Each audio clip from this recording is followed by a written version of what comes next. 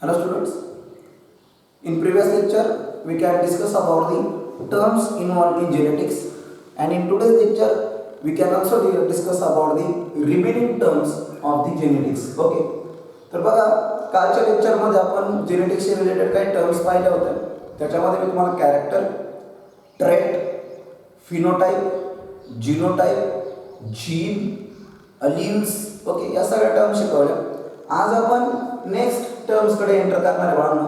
त्यातली पहिली टर्म आहे that is the F1 generation. ठीक आहे, F1 generation that is first filial generation. त्याला आपण फर्स्ट फिलियल जनरेशन बोलतो बाळांनो. एक सिंपल गोष्ट की F1 जनरेशन काय असतं तर these are the offspring produced when a cross between two homozygous parent takes place. ज्यावेळेस तुम्ही दोन होमोझायगस पॅरेंट म्हणजे प्युअर पॅरेंटमध्ये क्रॉस करता आणि त्याच्यापासून तुम्हाला जे ऑफस्प्रिंग डेव्हलप होतं that is commonly called as F1 generation. त्याला आपण काय बोलतो F1 जनरेशन. जसं काल आपण एक क्रॉस केला होता, तुम्हाला आठवत असेल.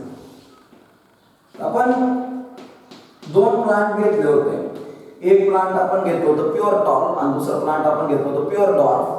त्याच्यातून आपण गॅमेट सेपरेट केले. एक केलं कॅपिटल टी, दुसरं केलं स्मॉल टी आणि त्याचं फ्युजन करून आपल्याला जी जनरेशन मिळाली होती ती जनरेशन कोणती होती F1 generation. That is capital T small T. ठीक आहे, so F1 generation this are the offspring. हे ते ऑफस्प्रिंग आहे which are produced by a cross between two homozygous parent. दोन होमोझायगस पॅरेंट मध्ये क्रॉस केल्यानंतर तुम्हाला जी जनरेशन मिळते, जे नवीन ऑफस्प्रिंग तयार होत आहे, this is commonly called as a F1 generation. ठीक आहे, तसेच आता सेकंड जनरेशन आहे बाळांनो that is a F2 generation. Okay, so ही फर्स्ट फिलियल जनरेशन आहे आणि ही सेकंड फिलियल जनरेशन आहे. ओके, मग समजा तुम्हाला F2 जनरेशन मिळवायचे तर काय करावं लागेल.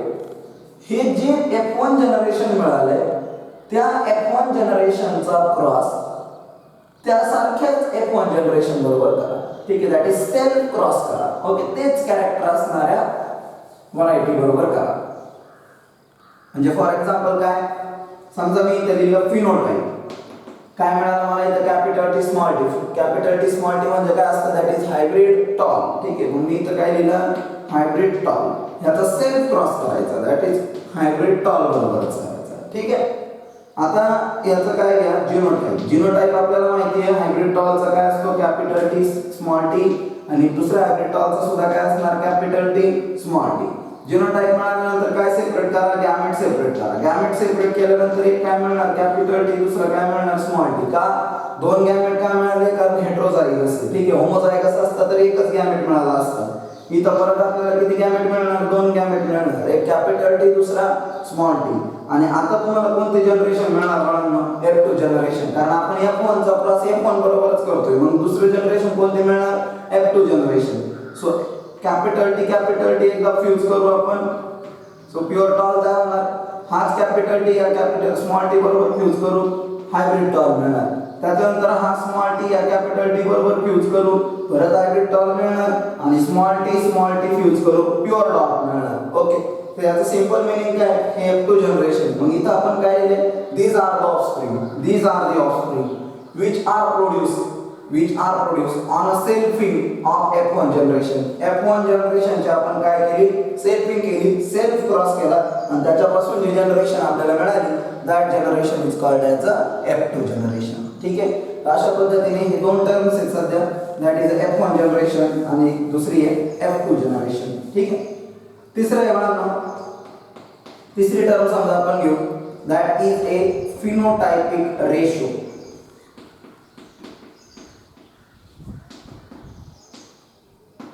ठीक आहे, सो फिनोटायपिक रेशो. आता दोन टाइपचे रेशो आपल्याला मिळणार आहे, एक फिनोटायपिक रेशो आणि एक जीनोटायपिक रेशो. पण कधी मिळतात हे ratio after the F2 generation. F2 जनरेशनचा आपण काय काढतो बाळांनो रेशो काढतो. ठीक आहे, म्हणून लक्षात ठेवा की phenotypic ratio it is a ratio obtained in F2 generation. हा रेशो तुम्हाला कोणत्या जनरेशन मध्ये मिळेल F2 जनरेशन मध्ये मिळेल. So it is a ratio obtained in F2 generation and subsequent generation. आणि त्याच्यानंतरच्या जनरेशन मध्ये सुद्धा तुम्ही हा रेशो काढू शकता. Okay, subsequent generation. ठीक आहे, फिनोटाइपिक रेशो सबसिक्वेंट जनरेशन मध्ये सुद्धा काढू शकता. With respect to its physical appearance. आणि फिनोटाइप हे म्हटल्यावरती काय बघावं लागेल, फिजिकल अपीअरन्स, एक्सटर्नल अपीअरन्स, आणि त्यानुसार आपण जो रेशो काढतो त्या रेशोला आपण काय बोलतो, फिनोटाइपिक रेशो. आता तुम्ही बघा मुलांनो, मला इथं F2 जनरेशन मी मिळवली होती, मला त्याच्यात 4 कॅरेक्टर असे मिळाले होते, कॅपिटल टी. मग मी काय लिहिलं, प्युअर टॉल. बरोबर आहे. हे त्याचे काय what we called as a phenotype. Okay, त्याच्यानंतर मला काय मिळालं, कॅपिटल टी स्मॉल टी. मग मी काय लिहिलं, हायब्रिड टॉल. ठीक आहे. त्याच्यानंतर परत मला एक काय मिळालं होतं, कॅपिटल टी स्मॉल टी. परत मला काय मिळालं, हायब्रिड टॉल. आणि त्यानंतर काय मिळालं मला, small T that is dot. बरोबर. पण सगळ्यात महत्त्वाची गोष्ट आहे का आपल्याला जे काही कॅरेक्टर दिसतात, ओके, एक्सटर्नल अपीअरन्स जे दिसतं ते दोनच कॅरेक्टरचं दिसतं. हायब्रिड टॉल जरी आपण एखाद्या प्लांटला बघून नाही म्हणू शकत का ते हायब्रिड टॉल आहे, आपण फक्त शब्द वापरणार टॉल आहे. कळलं. म्हणून फिनोटाइपिक रेशो जर मला याचा लिहायचा झाला तर मी रेशो कसा लिहिणार, टॉल इज टू डॉर्फ लिहिणार. कळलं. कसं लिहिणार, tall is to dwarf. Okay, मी असं नाही लिहू शकत tall, pure tall, hybrid tall. मला हे समजूच शकत नाही. त्याला बघून एखाद्या प्लांटला बघून मी फक्त म्हणू शकतो हे प्लांट टॉल आहे, हे नाही प्युअरली सांगू शकत का ते हायब्रिड टॉल आहे. ठीक आहे. म्हणून जे कॅरेक्टर मला दिसते दॅट इज अ फिनोटाइप, तो लिहिला मी टॉल आणि इथं मी लिहिला डॉर्फ. आता मला इथं कळालं की किती टॉल आहेत, 1 2 आणि 3. म्हणून मी रेशो लिहिला 3 आणि डॉर्फ मी लिहिला 1. ओके, मग काय रेशो मिळाला मला, 3:1. हा माझ्यासाठी कोणता रेशो झाला, फिनोटाइपिक रेशो. ठीक आहे. असंच रेशो मला कोणता मिळणार बाळांनो, जिनोटाइपिक रेशो. जिनोटाइपिक रेशो म्हणजे काय, it is a ratio obtain in F2 generation. हा पण रेशो तुम्हाला कोणत्या जनरेशन मध्ये मिळणार, F2 जनरेशन मध्येच मिळणार. अँड सबसिक्वेंट जनरेशन, आणि सबसिक्वेंट जनरेशन मध्ये पण मिळणार with respect to its genetical constitution. Okay, त्याच्यामध्ये काय जीन्स आहे त्याचा तुम्हाला काय घ्यायचं आहे, रेशो घ्यायचा आहे. Okay, that is called as a genotypic ratio. चला याचाच घेऊ आपण. इथं तुम्हाला काय दिसते बाळांनो, कोणकोणते जिनोटाइप दिसतात, कॅपिटल टी. दुसरं काय दिसतोय, कॅपिटल टी स्मॉल टी. तिसरं काय दिसतंय, स्मॉल टी. ठीक आहे. मग याचा रेशो मी मिळवू शकतो 1:2:1. बरोबर आहे. मग हा माझ्यासाठी कोणता रेशो झाला, जिनोटाइपिक रेशो. ठीक आहे. तर अशा पद्धतीने हे काही टर्म्स होते which are involved in the genetics. ठीक आहे. तर अशा पद्धतीने लक्षात ठेवा की इथं आपण इंट्रोडक्शनरी पॉइंट कंप्लीट केलाय of the inheritance and the variation topic. काही आणखी टर्म्स आहेत, ओके, बट त्या पुढच्या टॉपिक मध्ये येत जातील आणि त्याच वेळेस आपण त्याला एक्सप्लेन करू. So we can start with Mendel's laws of inheritance. Mendel's laws of inheritance. ठीक आहे. आता बघा बाळांनो, जनरली आपल्याला माहिती आहे की जेनेटिक्सचा सगळ्यात जास्त स्टडी जर कोणी आपल्याला प्रोव्हाइड केलाय तर तो कोणी केलाय, मेंडेलने केलाय. ठीक आहे. आता सगळ्यात महत्त्वाची गोष्ट, इनहेरिटन्स किंवा व्हेरिएशन यासारखे कन्सेप्ट सुद्धा मेंडेलनेच दिलेले आहेत. ओके, पण मेंडेलने एक काय केलं होतं, इनहेरिटन्सचे जे एक्सपेरिमेंट त्याने पाहिले होते with the help of hybridisation techniques. Okay, तर त्याचे त्याने काही लॉज मांडले. ठीक आहे. मेंडेलने बेसिकली 3 लॉज मांडले होते. ओके, जे युनिव्हर्सली आपण जनरली ऍक्सेप्ट करतो. ओके, त्यातले पण काही लॉ जनरली सगळेच लॉ युनिव्हर्सली ऍप्लिकेबल आहे असं काही नाही. ओके, सो 3 लॉज आहेत मेंडेलने मांडलेले. पहिला लॉ आहे लॉ ऑफ डॉमिनन्स. दुसरा लॉ आहे बाळांनो लॉ ऑफ सेग्रिगेशन, किंवा याच लॉ आणखी एक नाव आहे that is law of purity of gametes.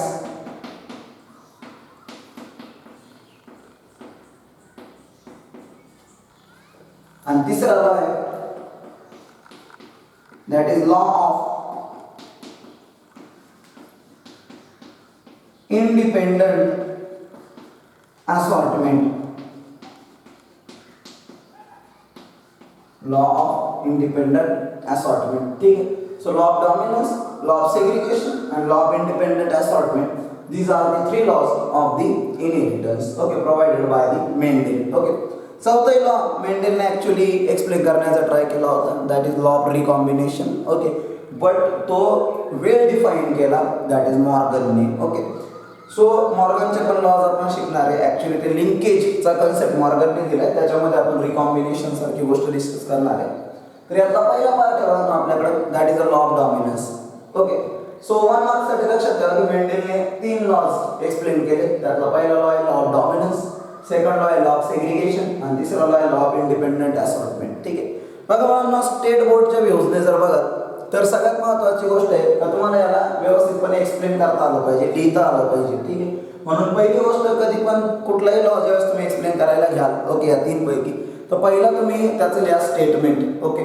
त्याच्यानंतर तुम्ही लिहा त्याचा एक्झाम्पल, त्याच्यानंतर परफॉर्म करा क्रॉस परफॉर्म केल्यानंतर मग तुम्ही लिहा त्याचा फिनोटायपिक रेशो आणि जिनोटायपिक रेशो, आणि शेवटच्या स्टेटमेंटमध्ये आलं पाहिजे की this law is universally applicable or not. हा लॉ युनिव्हर्सली ॲप्लिकेबल आहे की नाही. ठीक आहे. बघा त्यातला पहिला लॉ आज आपण डिस्कस करतोय, that is a law of dominance.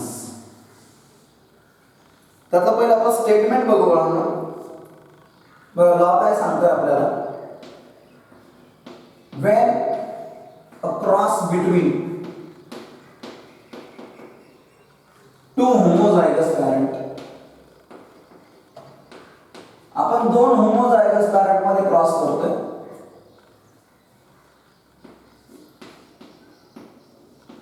having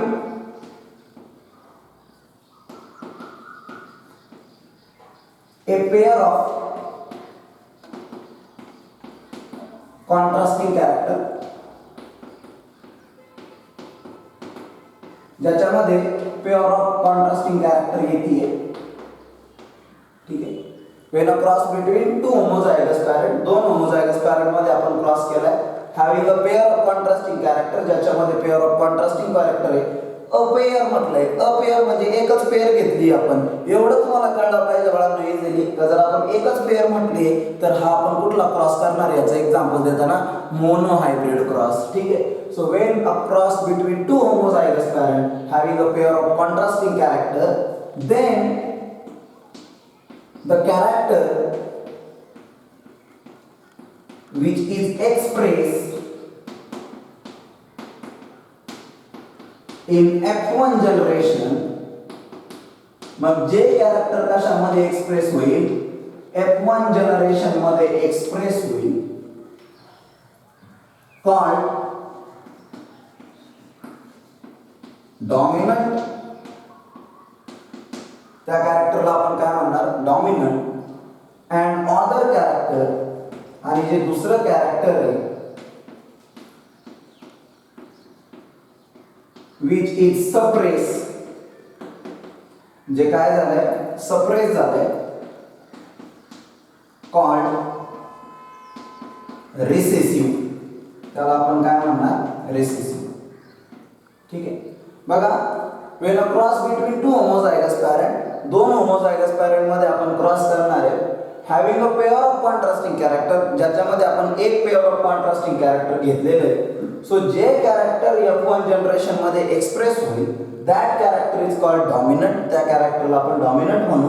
आणि जे कॅरेक्टर सप्रेस होईल म्हणजे एक्सप्रेस होणार नाही, त्या कॅरेक्टरला आपण काय म्हणणार आहे, रिसेसिव्ह. ठीक आहे. तर हे स्टेटमेंट आहे बाळांनो लॉ ऑफ डॉमिनन्सचं. ठीक आहे ना. आता आपण लिहिणार आहे याचे एक्झाम्पल्स. ओके. बघा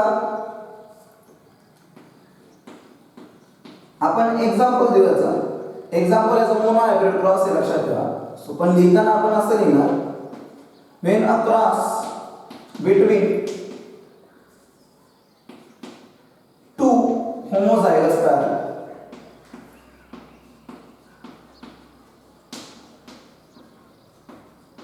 having contrasting pair of character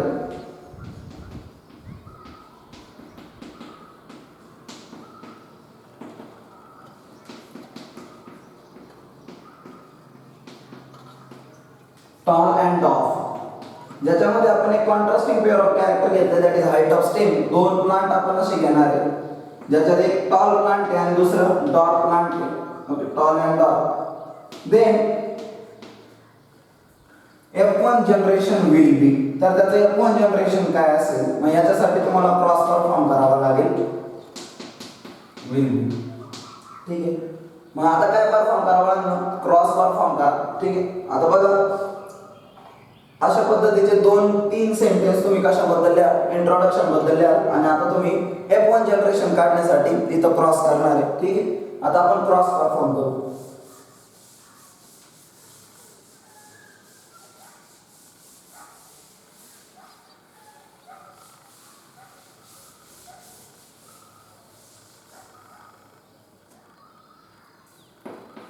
mono hybrid cross करणार आहे आपण, लक्षात ठेवा.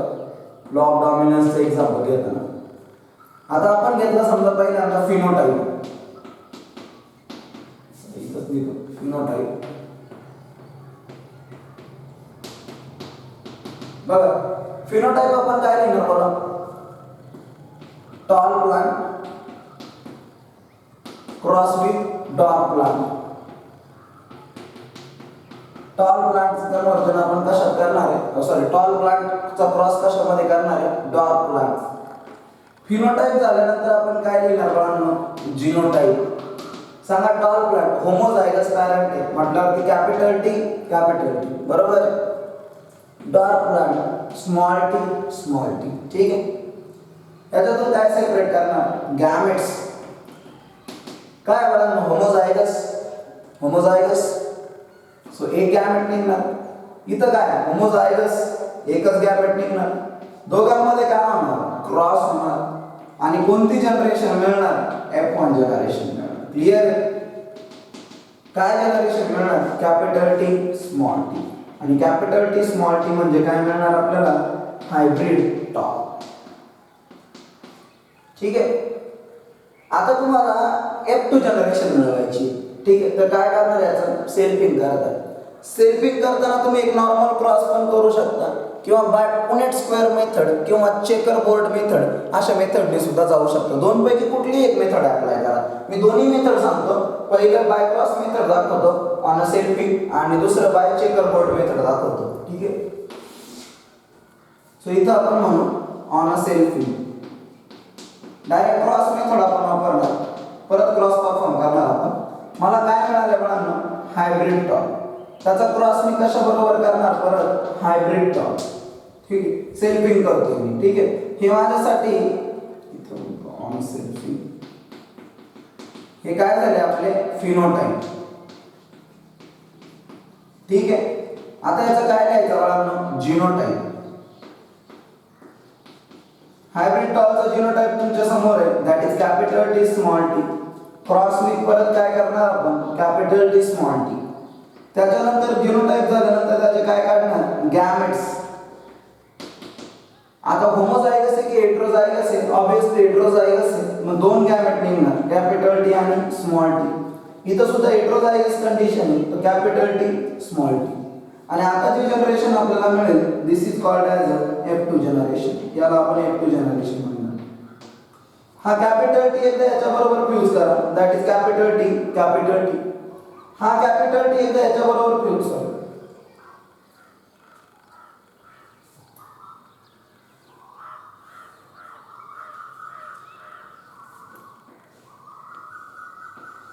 हा कॅपिटल टी एकदा याच्या बरोबर फ्यूज करा, कॅपिटल टी स्मॉल टी. हा स्मॉल टी एकदा या कॅपिटल टी बरोबर फ्यूज करा, कॅपिटल टी स्मॉल टी. हा स्मॉल टी या स्मॉल टी बरोबर फ्यूज करा, स्मॉल टी. ठीक आहे, हा क्रॉस झाला. ठीक आहे, याच्यानंतर तुम्ही फिनोटाइपिक आणि जीनोटाइपिक रेशो लिहू शकता. पण समजा एखाद्याला वाटलं की चला आपल्याला क्रॉस करायचं नाहीये, मग आपण काय करू शकतो, तर आपण करू शकतो बाय पुनेट स्क्वेअर मेथड. याला ऑर येते, लक्षात ठेवा, बाय पुनेट स्क्वेअर मेथड और चेकर बोर्ड मेथड. तर काय करा, पुनेट स्क्वेअर करायचं म्हणजे सेल्फिंगच करायचं. सेल्फिंग करायचं म्हणजे F1 जनरेशनचा क्रॉस F1 जनरेशन बरोबरच करायचं. ठीक आहे,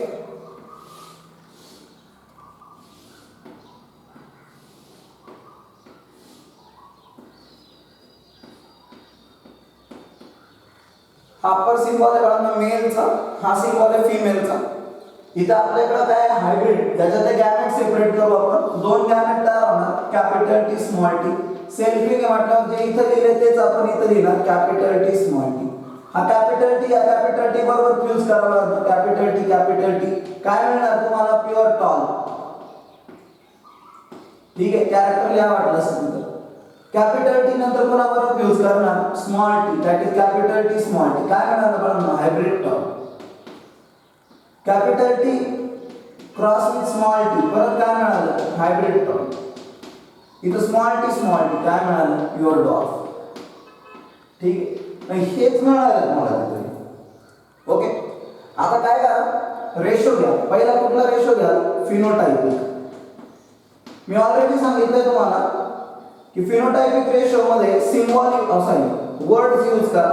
ओके, तुम्हाला जे दिसतंय ते यूज करा. आता तुम्ही हायब्रिड टॉल काय बघून सांगू शकत नाही, मग आपल्याला फक्त काय दिसू शकतं, टॉल. मग आपण दोन कॅरेक्टर घेणार, एक टॉल इज टू डॉल्फ. किती टॉल दिसतात बघा, 1 2 आणि 3, दॅट इज 3. आणि इथं डॉल्फ किती, 1, 3:1. ठीक. आणि तसंच कुठला रेशो घ्या, जिनोटाइपिक रेशो घ्या.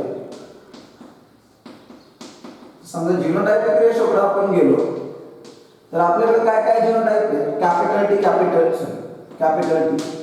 कॅपिटल टी स्मॉल टी आणि स्मॉल टी. कॅपिटल टी किती आहे बघा, 1. कॅपिटल टी स्मॉल टी किती आहे, 2. आणि स्मॉल टी किती आहे, 1. फिनोटाइपिक रेशो मिळेल तुम्हाला 3:1 आणि जिनोटाइपिक रेशो मिळेल तुम्हाला 1:2:1. ठीक आहे.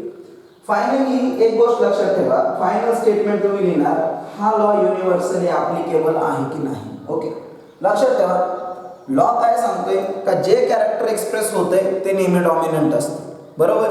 आणि जे कॅरेक्टर सप्रेस होतंय, ओके, ते कॅरेक्टर नेहमी रिसेसिव्ह असतं. म्हणजे जे कॅरेक्टर एक्सप्रेस होणार ते ऑलवेज डॉमिनंटच असलं पाहिजे. पण तुम्ही काही एक्झाम्पल घ्या. फॉर एक्झाम्पल मी तुम्हाला सांगतो, कलर ब्लाइंडनेस सारखं एक्झाम्पल घ्या, हिमोफिलिया सारखं एक्झाम्पल घ्या. कलर ब्लाइंडनेस झालं किंवा हिमोफिलिया झालं, हे बाळांनो एक्स लिंक्ड डिसीज आहे. कसे डिसीज आहे, एक्स लिंक्ड डिसीज आहे. ओके, एक वाक्य सांगतोय, नीट ऐका, की एक्स लिंक्ड डिसीज जे असतात ते फ्रिक्वेंटली ऑकर होतात मेल मध्ये as compare to female. Okay, असं का, कारण फिमेल मध्ये 2 एक्स क्रोमोझोम आहेत. ओके, आणि मेल मध्ये फक्त एक एक्स क्रोमोझोम आहे आणि एक वाय क्रोमोझोम आहे. जर एक्स क्रोमोझोम वरती एका एक्स क्रोमोझोम वरती जर डॉमिनंट जीन आला तर त्याला थांबवणारा दुसरा रिसेसिव्ह जीन दुसऱ्या एक्स क्रोमोझोमवर असतो इन केस ऑफ फिमेल. पण जर मेल मध्ये एक्स क्रोमोझोम वरती जर एखादा रिसेसिव्ह जीन आला तर त्याला थांबवणारा डॉमिनंट जीन वाय क्रोमोझोम वरती नसतो. लक्षात ठेवा, कारण एक्स क्रोमोझोम जनरली लॉंगर आहे as compare to Y chromosome. Okay, मग ही सगळ्यात महत्त्वाची गोष्ट आहे का कलर ब्लाइंडनेस सारखी जर कंडिशन असेल, मी सध्या लिहितो मेल साठी कंडिशन. मी काय बोललो लक्षात ठेवा, जर एक्स क्रोमोझोम वरती रिसेसिव्ह जीन आला, मी आता कलर ब्लाइंडनेस साठी स्मॉल सी वापरतो, तर त्याला थांबवणारा डॉमिनंट जीन, ओके, कशावरती नाहीये, वाय क्रोमोझोम वरती नाहीये. मग मला सांगा, हा जीन स्वतःला एक्सप्रेस करेल की नाही करणार, ऑब्विसली करणार.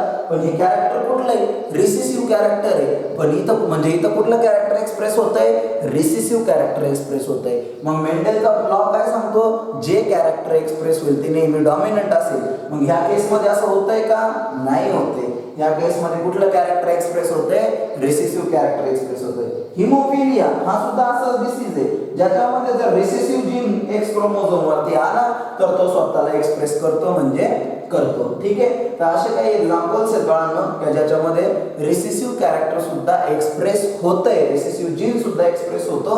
म्हणून सगळ्यात महत्त्वाची गोष्ट की first law of dominance is not universally applicable. Okay, तो युनिव्हर्सली ऍप्लिकेबल नाही. ठीक आहे, सो हा पहिला लॉ आहे, that is a law of dominance. आता सेकंड लॉकडे आपण जाणार आहे बाळांनो.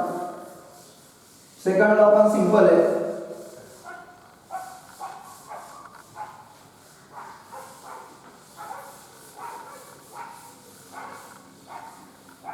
आणि तो लॉ आहे, that is law of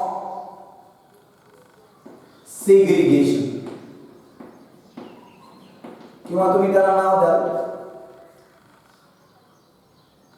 law of purity of gametes. ठीक आहे, खूप सिंपल लॉ आहे. ओके, अगोदरच्या बुकमध्ये जे जुनं बुक होतं ओके स्टेट बोर्डचं, त्याच्यामध्ये जे स्टेटमेंट होतं ते मोर सायंटिफिक होतं as compare to recent book. But आपण ते स्टेटमेंट कन्सिडर करू. ठीक आहे, that is a law of segregation साठी. नीट आहे का स्टेटमेंट काय? दी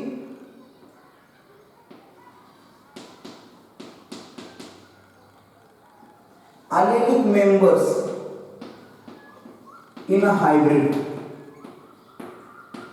हायब्रिड मध्ये असणारे जे काही allelic members आहे रिमेन टुगेदर, हे एकमेकांबरोबर राहतात. किंवा तुम्ही असं म्हणू शकता the members of allelic pair in a hybrid okay remain together without mixing with each other, एकमेकांमध्ये मिक्स होत नाही.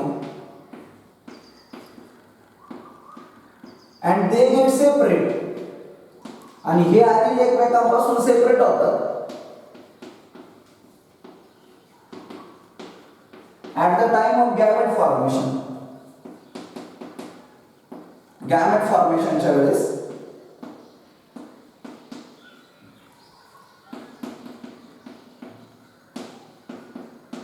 hence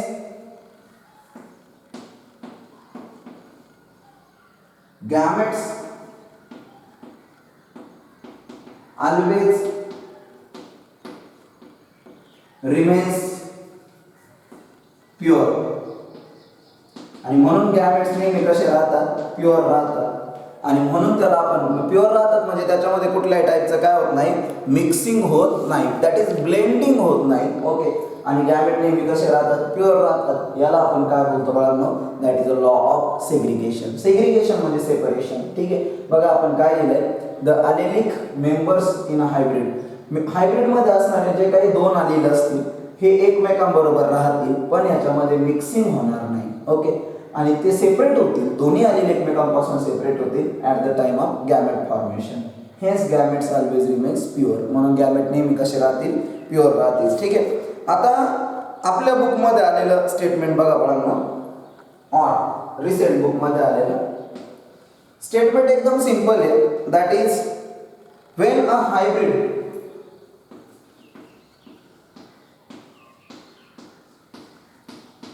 forms a gamete,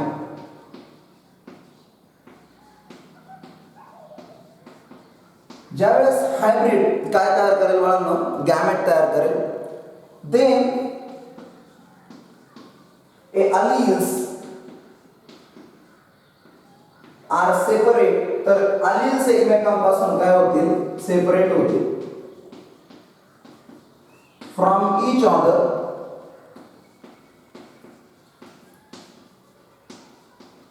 and enter in a different gametes, आणि डिफरंट गॅमेट्स मध्ये एंटर होतील. ठीक, सेकंड स्टेटमेंट काय सांगते म्हणजे ऑर स्टेटमेंट येते की ज्यावेळेस हायब्रिड गॅमेट्स तयार करतील तर हे alleles एकमेकांपासून सेपरेट होतील and differ from each other and enter in a different gametes. एक लय सिंपल एक्झाम्पल देतोय, लक्षात घ्या.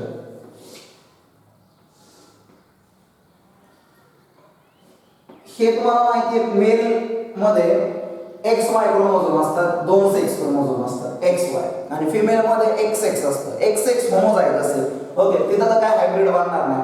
पण XY कशी कंडिशन? हेटेरोझायगस म्हणजे हायब्रिड कंडिशन, बरोबर? हा, आता मला सांगा मुलांना की हे जे हायब्रिड आहे हे काय तयार करणार आहे? गॅमेट्स. गॅमेट्स तयार करणार आहे.